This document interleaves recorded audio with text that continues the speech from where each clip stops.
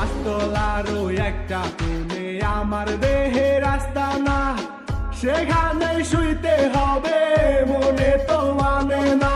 পাঁচতলার ওই একটা কোণে আমার দেহের আস্তানা, সেখানে শুইতে হবে মনে তো মানে না। বয়স গড়াইয়া বাড়তাছে, কবর আমায় ডাকতাছে। বয়স গড়াইয়া বাড়তাছে, কবর আমায় ডাকতাছে। আয় রে সোহাগ আমার কবরে বাবা, আয় রে সোহাগ আমার কবরে।